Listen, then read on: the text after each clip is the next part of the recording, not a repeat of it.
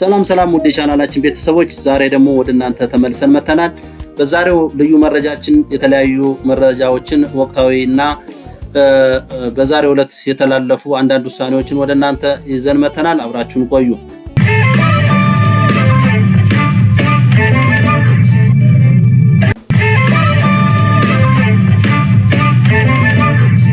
እንግዲህ የብሔራዊ ባንክ የወለድ ምጣኔን ማሻሻያ ማድረጉን ተናግሯል።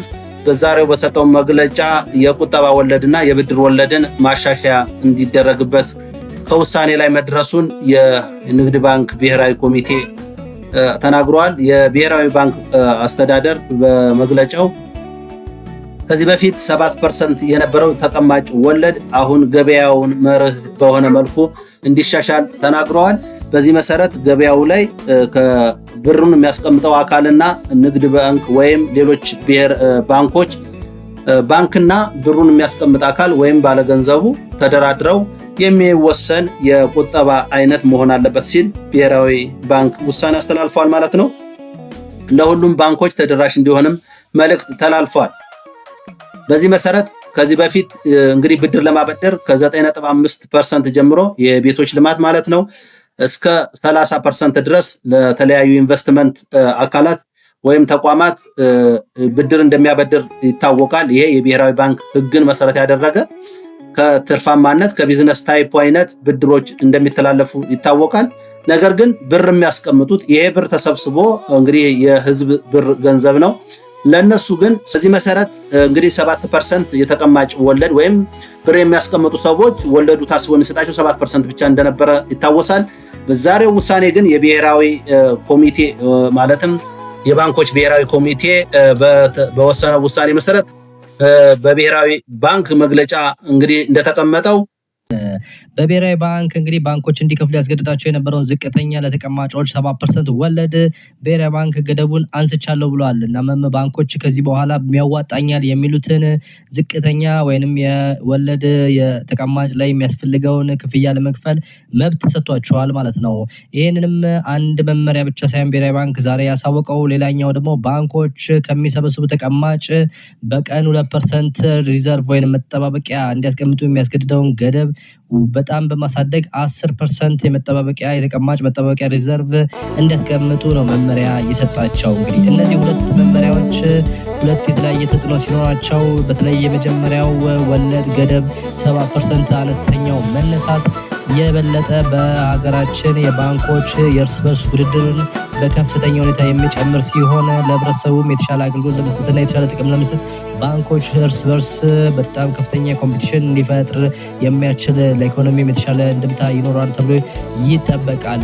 በሌላ በኩል ደግሞ እንግዲህ ከዚህ ከወለድ አነስተኛ ወይም ገደብ አልባ መሆን ጋር ተያይዞ እንዲሁም በአጠቃላይ ባለው የሀገሪቱ የፋይናንስ ሪፎርምም የዋጋ ንረት ኢንፍሌሽንን በተመለከተ እሱንም ለመቆጣጠር ደግሞ ሁለተኛ የወጣ ፖሊሲ በጣም የሚጠቅም ሲሆን ባንኮች በተለይ አሁን ላይ ወለድ መቀነሱ እንደፈለገ መሆኑን ተከትሎ ሊሰበስቡት የሚችሉት ከፍተኛ ብድር ተቀማጭ ወደ ብድር እንዳያውሉት የቀን ተቀን የመጠባበቂያ ሪዘርቫቸውን መጨመሩ የዋጋ ንረቱንም ባለበት እንዲቀጥል ወይንም እንዲቀንስ ያስገደደ ሆኖ ተገኝቷል። እናም እነዚህ ሁለቱ መመሪያዎች ሲወጡ በሌላ በኩል ባንኩ ከዚህ ቀደም ባሉት ወራቶች ያስቀመጠውን 15% የፖሊሲ ሬት አሁንም በመቀጠል የብድር ባንኩ ብሔራዊ ባንክ የሚያቀርበውን ብድር 15% አሁንም እንዳስቀጠለ ሲሆን በተለይ ግን አሁን ዛሬ መረጃውን በዋነኝነት ለሀገራችን የመጀመሪያ ሊሆን በሚችል ደረጃ 7% ሳይሆን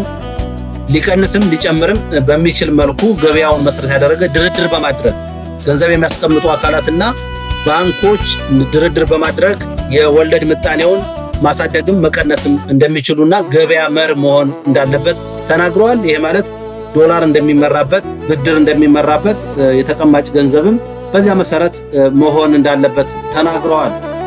ይህንን መሰረት በማድረግ ምናልባት ከሳምንት በፊት አንዳንድ ባንኮች ቅድመ ዝግጅት እንዳደረጉ መረጃዎች ወጥተው ነበረ። ያው ይሄ ይፋ እስኪሆን ድረስ ብዙ ባንኮች 15% 16% ተቀማጭ ገንዘብን በወለድ መልኩ ለመስጠት ከስተመሮቻቸውን እያበረታቱ እንደነበረ ይሄም 1 ሚሊዮን እና ከዚያ በላይ ተቀማጭ ገንዘብ ለ3 ወር ለ6 ወር ለ1 ዓመት በብሎክ አካውንት ሲያስቀምጡ የተሻለ ወለድ እንደሚሰጡ በዚህም 15 እና ከዚያ በላይ እንደሚከፍሉ ተናግረው ነበረ አስወስኗል። ከውሳኔዎቹ በተጨማሪ ኮሚቴው የኢትዮጵያን የኢኮኖሚ እድገት፣ የዋጋ ግሽበት፣ የበጀት፣ የውጭ ኢኮኖሚ፣ የገንዘብ አቅርቦትና የፋይናንስ ዘርፉ እንቅስቃሴ እንዲሁም በሀገር ውስጥ የማክሮ ኢኮኖሚ ማሻሻያዎችን መገምገሙን አስታውቋል።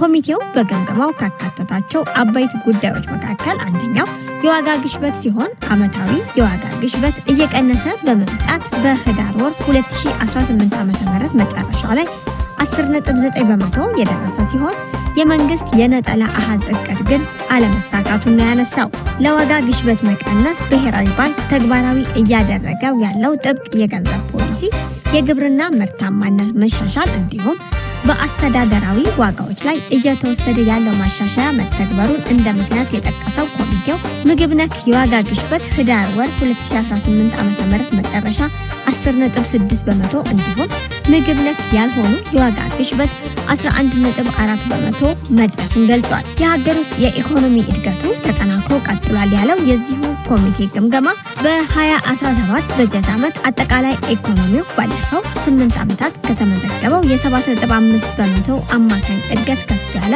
የ9.2% እድገት አስመዝግቧል ብሏል። ለዚህ የኢኮኖሚ እድገት በዋነኛነት በማዕድን ዘርፉ የታየው እድገት አስተዋጽኦ ማድረጉን ያነሳው የኮሚቴው መግለጫ በአንጻሩ እንደ ጥራጥሬ፣ የቅባት እህልና አበባ ያሉ የውጭ ንግድ ሸቀጦች ላይ ከገቢ ሸቀጦች ደግሞ የጥሬ ዕቃና የነዳጅ ምርቶች ላይ ከባለፈው ዓመት ጋር ሲነጻጸር ቅናሽ አሳይቷል የተባለው የገንዘብ ዝውውር አመልካቾች ዘንድ ከፍ ያለ እድገት ተስተውሏል ያለው ይኸው ግምገማ ለዚህ እድገት በመጠኑም ቢሆን የብድር እድገት ጣሪያው ላላመደረጉን እንዲሁም የበጀትና የውጭ ንግድ እድገት መኖሩ አስተዋጽኦ አድርጓል ብሏል። የባንኮች የተከማቸ ብድር ደግሞ 44.5% ዓመታዊ እድገት ማስመዝገቡን ያነሳው ኮሚቴው ለዚህ እድገት የብሔራዊ ባንክ የውጭ ምንዛሬ ክምችት መጨመሩና ከዚሁ ጋር ተያይዞ ወደ ባንኮች የገባው የጥሬ ገንዘብ መጨመሩ እንደ ዋና ምክንያት የሚጠቀስ መሆኑንም ገልጿል። ነገር እንግዲህ ይሄ መረጃ ቀድሞ ደርሷቸው አል ብዬ አስባለሁ።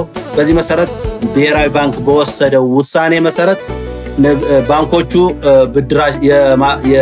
ብርን የማስቀመጥ ወይም ተቀማጭ ገንዘብን ወለድ የማስገኘት ጣራቸው ከ15% በላይ እንዳደገ ውስጥ ለውስጥ የሚነሱ መረጃዎች አሉ። እንግዲህ ይህንን ወደፊት የምናየው ይሆናል። በእርግጥ ብዙ ከዚህ በፊትም ቅሬታዎች ሲነሱ ነበረ። 7% ብር አስቀምጠው 7% ወለድ እየተሰጣቸው ባንኩ ግን 24%፣ 30% የሚያበድርበት ሁኔታ ፍትሃዊ አለመሆኑን ብዙ የኢኮኖሚክስ ባለሙያዎች ሲናገሩ እንደነበር የምናስታውሰው ነው። የመጣ ሲሆን ከጀመረበት ጥቅምት ወር 2017 ዓ.ም መጨረሻ እስካሁን ከ1.2 ትሪሊየን ብር መብለጡን ይፋ አድርጓል። የባንክ ዘርፉ በኩሉ ዝቅተኛ የተበላሸ ብድርና በቂ ካፒታል ያለው በመሆኑ ጤናማና የተረጋጋ እንደሆነ የገመገመ ቢሆንም በአንዳንድ ባንኮች ዘንድ በተወሰነ መልኩ የጥሬ ገንዘብ አከል እጥረት መኖሩን ተስተውሏል ነው ያለው። የበጀት ሁኔታን የዳሰሰው የብሔራዊ ባንክ የገንዘብ ፖሊሲ ኮሚቴ በ2018 በጀት ዓመት የመጀመሪያው 5 ወራት ለበጀት ጉድለት ማሟያ ከብሔራዊ ባንክ ብድር እንዳይወሰድ ማድረጉን ያነሳ ሲሆን በአንጻሩ የመንግስት ግምጃ ቤት ሰነድ ገበያ ለበጀት ጉድለት ማሟያ እየዋለ ያለበት ሁኔታ መፈጠሩን ጠቅሷል። ይኸው የገንዘብ ፖሊሲ ኮሚቴ ወቅታዊ የማክሮ ኢኮኖሚ ጉዳዮችን ከመዳሰስ ባለፈ የገንዘብ ፖሊሲ ምክረ ሀሳቡን ለባንኩ የዳይሬክተሮች ቦርድ በማቅረብ ማጸደቁንም ጠቅሷል። በዚሁ መሰረት ቦርዱ የብሔራዊ ባንክ የፖሊሲ ተመን አሁን ባለበት 15% እንዲቆይ የወሰነ ሲሆን ብሔራዊ ባንክ ለሚሰጣቸው ቋሚ የተቀማጭ ሂሳብ አገልግሎትና ለቋሚ የብድር አገልግሎት የሚከፈሉ የወለድ ተመኖች እንዲሁም አሁን ያለው 24% ዓመታዊ የብድር እድገት ገደብ ባሉበት እንዲቀጥሉ ወስኗል። እንዲሁም ባንኮች በመጀመሪያ 5 ወራት የሰጡት አዲስ ብድር በከፍተኛ ሁኔታ መጨመሩ ታይቷል ያለ ሲሆን ይህም ሁኔታ ጠቅላላ የገንዘብ አቅርቦት እንዲጨምር በማድረጉ ሁኔታው እንዳይቀጥል ባንኮች በአስገዳጅነት በብሔራዊ ባንክ ትክክለኛ መረጃ ወደ እናንተ ይዘን እንመጣለን። እስከዚያው ድረስ ቸር እንሰንብት።